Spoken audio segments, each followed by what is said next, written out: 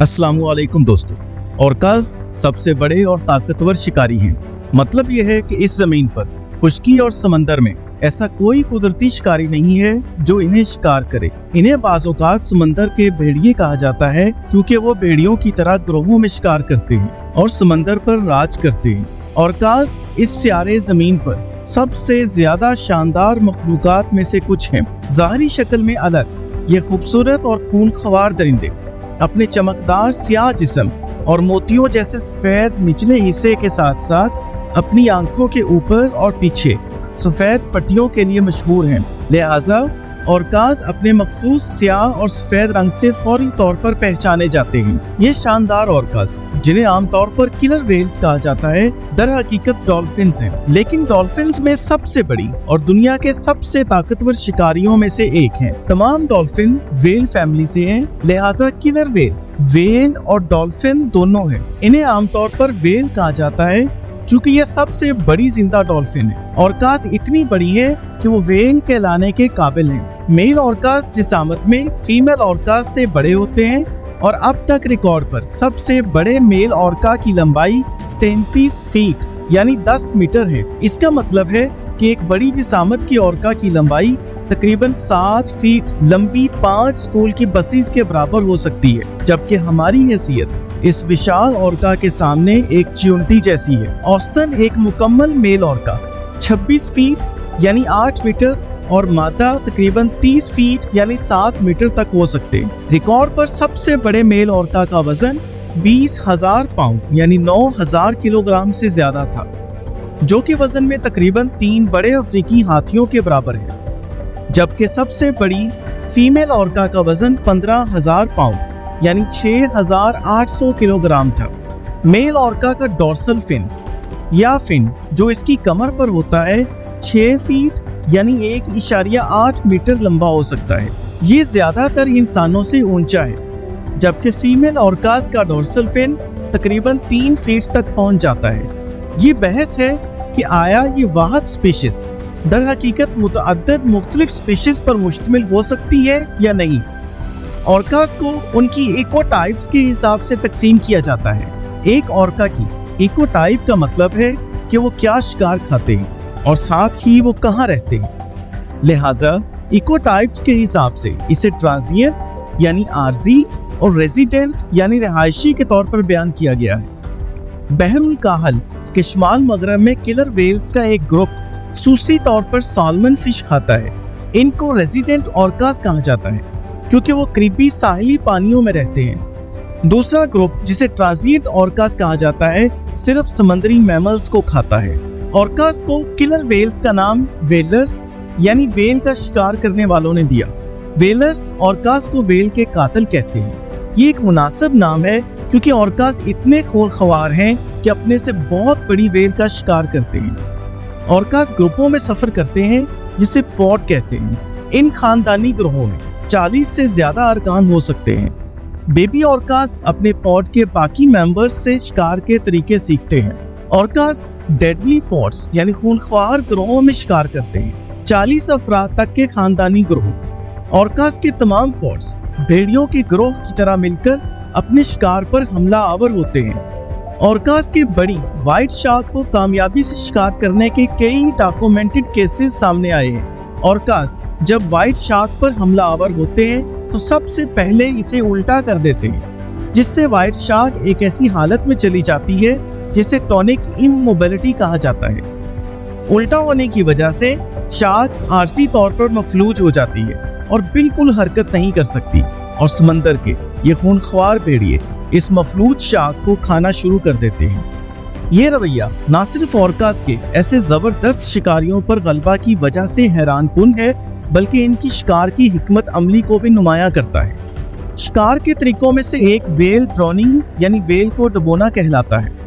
Well को हर दफा सांस लेने के लिए समंदर की सतह पर आना पड़ता है, लेकिन ऑर्काज ग्रोह की शक्ल में वेल के ऊपर इस तरह इकट्ठे हो जाते हैं कि वेल सांस लेने के लिए सतह तक नहीं पहुंच पाती और थोड़ी देर में ही डूबकर मर जाती है। ऑर्काज फूड चेन में सबसे ऊपर है, मतलब इस जमीन पर खुश्की और समंदर में ऐसा कोई कुदरती शिकारी नहीं है जो इन्हें शिकार करे और खाए।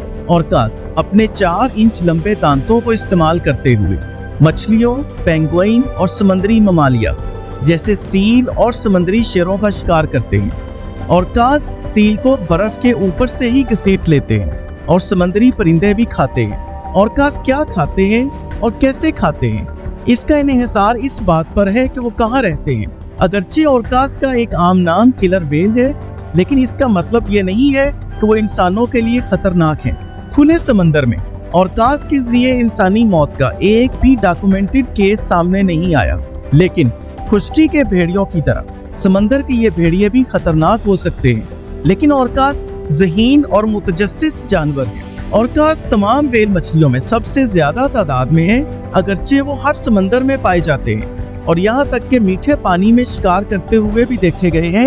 ये किलर व्हेल ठंडे पानी को तरजीह देती हैं। ऑर्कास अक्सर 65 से लेकर 200 फीट तक की गहराई के दरमियान तैराकी करते हैं, लेकिन वो तकरीबन 1000 फीट की गहराई में भी गोता लगा सकते हैं और समंदर की सतह के साथ भी सैर करते हैं। ऑर्कास को सांस लेने के लिए सतह पर आना पड़ता है क्योंकि वो ममालिया जानवर है और इन्हें सांस लेने के लिए हवा की ज़रूरत होती है, इंसानों के बरअक्स जो गैर शऊरी तौर पर सांस लेते हैं और इन्हें ये याद नहीं रखना पड़ता कि इन्हें सांस लेना है।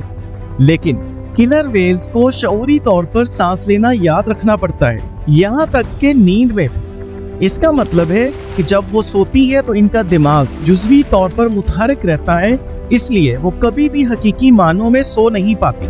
सोते हुए भी उनके दिमाग का सिर्फ आधा हिस्सा सोता है, जबकि बाकी आधा हिस्सा होशियार रहता है और सांस लेने को कंट्रोल करता है। इस आधी नींद की हालत में भी ऑर्कास को सांस लेने के लिए पानी की सतह पर उभरना पड़ता है।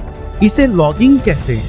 ये नाकाबिले यकीन मंजर होता है जब ऑर्कास का पूरा पॉड एक साथ पानी की सतह पर उभरता है, जबकि सब आधे सोए होते हैं। इससे भी हैरान कुन ये है कि ऑर्कास जब आधे सोए होते हैं तब उनका जिस तरफ का दिमाग जाग रहा होता है, उस वक्त उनकी उस तरफ की एक आंख भी खुली होती है और वो सब देख रहे होते हैं। इस तरह सोने से ऑर्कास को मुमकिना खतरे का पता लगाने में भी मदद मिलती है, अगरचे वो सबसे ऊपरी शिकारी हैं।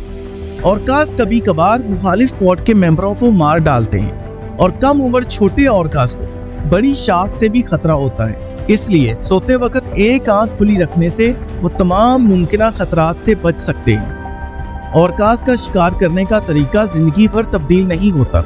शिकार करने का तरीका माँ ऑर्कास से उनके बच्चों तक मुंतकिल होता है और कुछ ऑर्कास घात लगाकर यानी छुपकर सील का शिकार करते हैं और कुछ साहिल से ही सील को झपटने के लिए खुद साहिल के करीब चले जाते हैं। स्मार्ट और सोशल ऑर्कास मुख्तलिफ किस्म की इंतहाई तेज आवाजें निकालते हैं जो तकरीबन 16 किलोमीटर तक सुनी जा सकती हैं। इसलिए हर गिरोह अपने मेंबर की आवाज को दूर से ही पहचान लेता है। वो बातचीत करने और शिकार करने के लिए इको लोकेशन का इस्तेमाल करते हैं। मतलब ऑर्कास ऐसी आवाजें पैदा करते हैं जो पानी के अंदर तब तक सफर करती हैं जब तक कि वो किसी चीज से टकराती नहीं। जैसे ही ये आवाजें किसी शय से टकरा कर लौटती हैं तो इस शय के मुकाम, साइज और शक्ल को जाहिर करती हैं। ऑर्कास जिंदगी भर अपने माँ के पॉड यानी ग्रोह में रहते हैं। बाज़ औक़ात दोस्ताना पॉड्स इकट्ठे हो जाते हैं जहाँ छोटे अराकीन को अफजाइश नस्ल का मौका मिलता है। फीमेल ऑर्कास सबसे तवील अरसे तक जिंदा रहती हैं और 90 साल से ज्यादा उम्र तक जिंदा रह सकती हैं, जबकि मेल ऑर्कास औसतन 40 साल तक जिंदा रहते हैं। अगर आपने आज कुछ नया सीखा है तो लाइक करें, सब्सक्राइब करें और ऑल नोटिफिकेशंस पर क्लिक करें। और हमेशा की तरह मैं आपके लिए अच्छी सेहत, दौलत और खुशी की ख्वाहिश करता हूँ।